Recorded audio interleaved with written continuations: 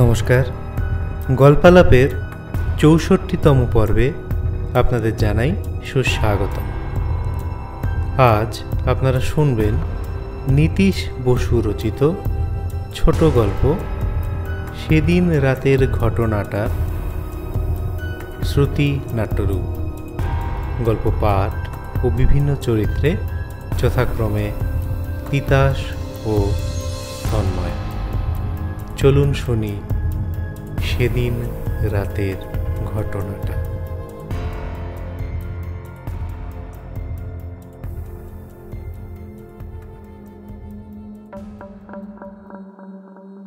সেদিন রাতের সে ঘটনাটা এখনো আমার মনে পড়ে, আর মনে পড়লেই ভয়ে শিউরে উঠি। বন্ধুর বাবার অসুখের খবর পেয়ে গিয়েছিলাম, কিন্তু আমার জীবনে যে এমন একটা ঘটনা ঘটে যেতে পারে ভাবতেও পারিনি। কেউ বিশ্বাস করুক আর না করুক, আমাকে বিশ্বাস করতেই হয়েছিল। দুরন্ত আমার কথা শুনে হাসতে হাসতে বলল, দুর্জয় মামা, তুমি ভয় শিউরে উঠেছিলে, এ কথা আমাকে বিশ্বাস করতে হবে। আমি বললাম, হ্যাঁ রে, ঘটনাটা কিন্তু সত্যি। দুরন্ত বলল, তোমার সত্যি ঘটনাটা আগে বলো, তারপর। আমি বললাম, তোর পড়ার ক্ষতি হবে না তো? দুরন্ত বলল, ধ্যাৎ, তুমি যে কি ভাবো। নাও নাও, আর দেরি করো না, বাবা এসে গেলে আর শোনা হবে না। আমি বললাম, তাহলে শোন। আমার বন্ধুর বাবার অসুখের খবর পেয়েই ট্রেনে করে যাচ্ছিলাম।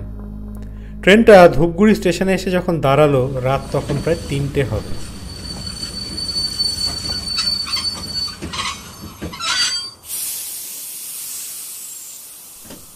ট্রেন থেকে নেমে প্ল্যাটফর্মে দাঁড়িয়ে অবাক হয়ে গেলাম। চন্দন, মানে আমার বন্ধু, ওর তো আসার কথা ছিল, কিন্তু এলো না কেন? তাহলে কি ওর বাবার? আবার মনে মনে ভাবলাম, হয়তো ট্রেন লেটের খবর শুনে ফিরে গেছে, কাল সকালে আসবে। তাছাড়া এখানে যা শীত পড়েছে, আমাদের দিল্লির শীতও লজ্জা পেয়ে যাবে। তো আমার সঙ্গে যে দুজন যাত্রী নেমেছিল, এরা ছাড়া প্ল্যাটফর্মটা পুরোপুরি ফাঁকা। আমি অনেক বছর পরে এসেছি। ইচ্ছে করেই যাত্রী দুজনের একজনকে জিজ্ঞেস করলাম, দাদা, আপনারা কোথায় যাবেন? আমার কথা শুনে একজন বলল, যাব তো বামনহাটে, কিন্তু এত রাত্রিরে যাব কি করে সেটাই ভাবছি ওয়েটিং রুমেই থেকে যাব, কাল সকালে না হয় চলে যাব। তা আপনি কোথায় যাবেন? আমি বললাম, ধূপগুড়ি, মানে ওই বৈরাতিগুড়ি। একটু থেমে বললাম, একটা রিক্সা পেলেই চলে যাব, আমাকে যেতেই হবে। আমার কথা শুনে ভদ্রলোক বললেন, বাইরে দেখেছেন কেমন কুয়াশা পড়েছে? এর মধ্যে যাবেন? আর এত রাতে রিক্সা পাবেনই বা কোথায়? বলেই ওরা ওয়েটিং রুমের দিকে চলে গেল। আমি কোনো কথা না বাড়িয়ে স্টেশন মাস্টারের ঘরের দিকে পা বাড়ালাম, যদি একটা ব্যবস্থা হয়। আশ্চর্য, মাস্টারমশাই আমার কথা শুনেই চমকে উঠলেন। আরে মশাই, খেপেছেন নাকি? এত রাতে এত শীতের রিক্সা কোথায় পাবেন? তাছাড়া এখান থেকে বৈরাতিগুড়ির দূরত্ব কতটা জানেন? আপনি এদিকে প্রথম এলেন বুঝি? আমি বললাম, না, একবার এসেছিলাম আমার বন্ধুর সঙ্গে, তাও বছর কয়েক আগে। স্টেশন মাস্টার বললেন, এখানে আপনার আর কে আছে? ওই যে বললাম, আমার বন্ধু।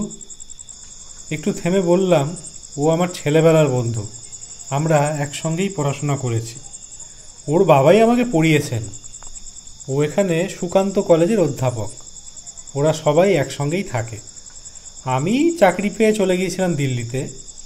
যদি আমরা কেউই ধূপগুড়িতে ছিলাম না, আমাদের বাড়ি আসলে কলকাতায়। স্টেশন মাস্টার সব শুনে বললেন, সে তো বুঝলাম, কিন্তু এত রাতে যাবেন কি করে? আপনি বরং ওই চেয়ারটায় বসুন, বাকি রাতটুকু গল্প করে কাটিয়ে দিই, তারপর সকালে না হয় এক কাপ চা খেয়ে যাবেন। আরে মশাই, আমারও বাড়ি ওই কলকাতাতেই। আমার কিন্তু স্টেশন মাস্টারের কথা একদম ভালো লাগছিল না। বারবার মনে হচ্ছিল, ও কেন স্টেশনে এলো না? ও তো স্পষ্ট বলেছিল টেলিফোনে যে যতই রাত হোক ও স্টেশনে থাকবেই। তাহলে তাহলে কি ওর বাবা? আমাকে চুপ করে থাকতে দেখে স্টেশন মাস্টার বললেন, কি হলো, বসুন। আমি স্টেশন মাস্টারকে বললাম, হ্যাঁ দেখি বাইরে যদি কোনো কুলি টুলি। আপনি হাসালেন মশাই। আমি আর কোনো কথা না বাড়িয়ে বেরিয়ে পড়লাম। হঠাৎ আমার চোখে পড়ল একটা রিক্সা যেন দাঁড়িয়ে আছে। ঘন কুয়াশায় স্পষ্ট দেখা যাচ্ছিল না। আমি একটু এগিয়ে যেতেই দেখলাম চাদর দিয়ে আপাদমস্তক ঢাকা একটা মানুষ বসে আছে রিক্সার উপরে। কাছে গিয়ে বললাম, ও ভাই। আর বলতেই লোকটা ধর্মর করে নড়েচড়ে বসলো। ও আপনি মান্তুবাবু? আরে আপনার জন্যই তো আমি বসে আছি। আপনার বন্ধু চন্দনবাবুই তো পাঠিয়েছে আমায়। ঘন কুয়াশা আর অন্ধকারে রিক্সাওয়ালাকে স্পষ্ট দেখতে না পারলেও আমার ডাকনাম শুনে একেবারে চমকে উঠলাম। মনে মনে ভাবলাম, চন্দন তাহলে কথা রেখেছে, নিজে আসতে পারেনি কিন্তু রিক্সা পাঠিয়ে দিয়েছে ঠিকই। সত্যি ওর কর্তব্যবোধ এখনও আছে। ওকে বললাম, তাহলে ভাই একটু দাঁড়াও, আমি সুটকেসটা নিয়ে আসি। ও কোনো কথা বলল না। আমি আর দেরি না করে সুটকেস নিয়ে এসে রিক্সায় উঠে বসলাম। তোমার নাম কি ভাই? ও আমার কথা শুনে বলল, আমার নাম কাশীনাথ হালদার বাবু।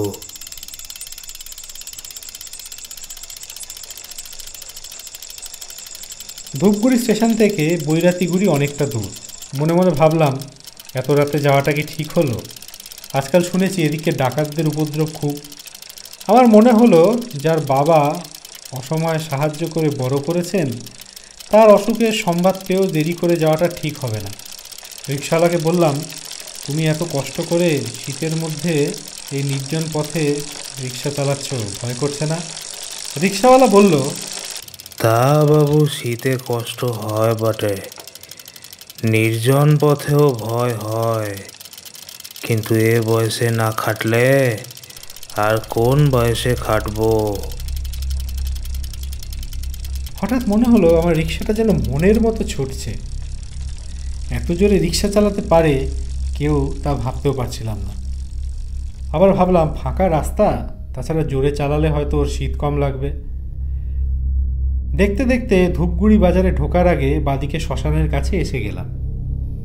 মনে হলো কিছুক্ষণ আগে শ্মশানে একটা মৃতদেহ পোড়ানো হয়েছে। পোড়া গন্ধ বাতাসে নাকে আসছে। পকেট থেকে রুমাল বের করে ঢেকে বললাম, মানুষ পুড়লে এমন গন্ধ হয়? রিক্সাওয়ালা আমার কথার কোনো উত্তরই দিল না। আমি কথা প্রসঙ্গ পাল্টিয়ে বললাম, ট্রেনটা বেজায় লেট। যেখানে পৌঁছানোর কথা দুপুর 2টোয়, সেখানে দেখো রাত 3টে পৌঁছলো। একটু থেমে আবার বললাম, তুমি চন্দনকে চেনো বুঝি?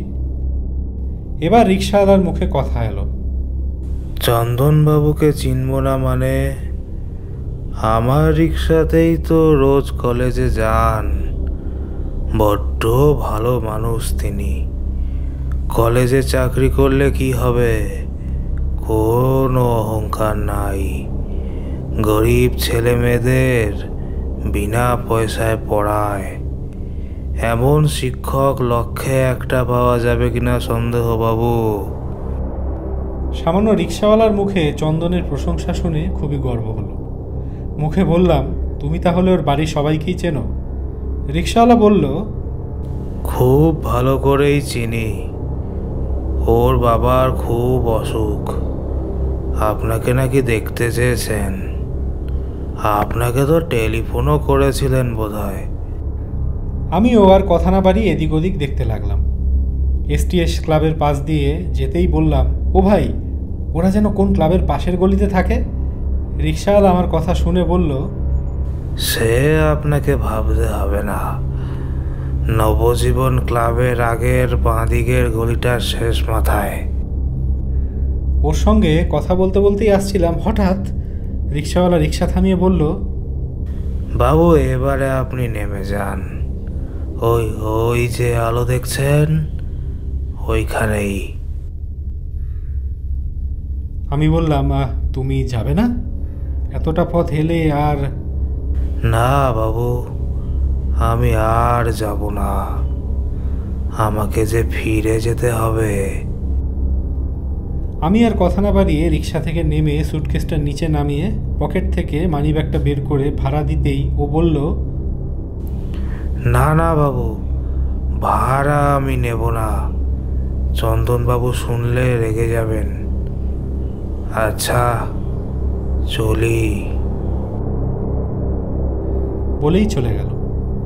ঘন কুয়াশা আর অন্ধকারে ওকে আর স্পষ্ট দেখতে পেলাম না। মুহূর্তে যেন উড়ে গেল।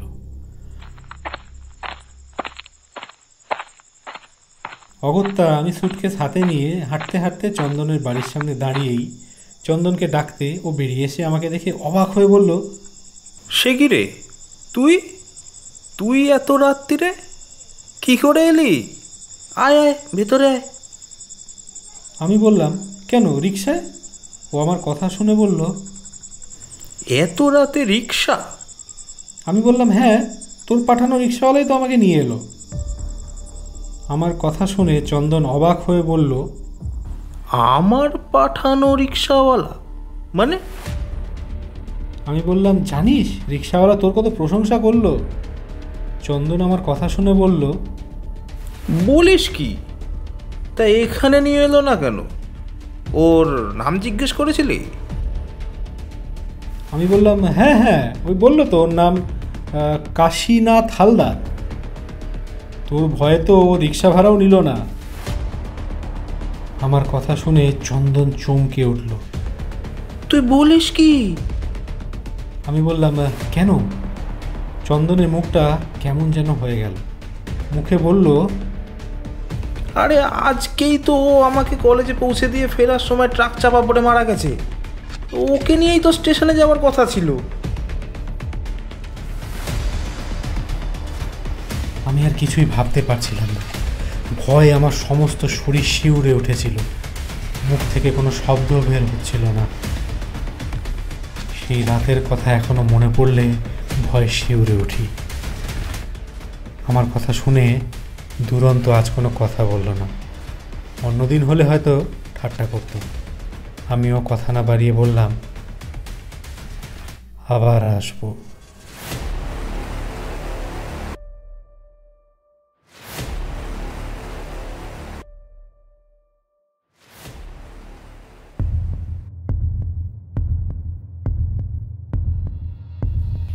এতক্ষণ শুনছিলেন নীতিশ বসু রচিত সেদিন রাতের ঘটনাটা, গল্পের শ্রুতি নাট্যরূপ। গল্প পাঠ ও বিভিন্ন চরিত্রে যথাক্রমে তিতাস ও তন্ময়। আবার কোনো এক রবিবার কোনো এক নতুন পর্ব নিয়ে হাজির হব আপনাদের সামনে। নমস্কার।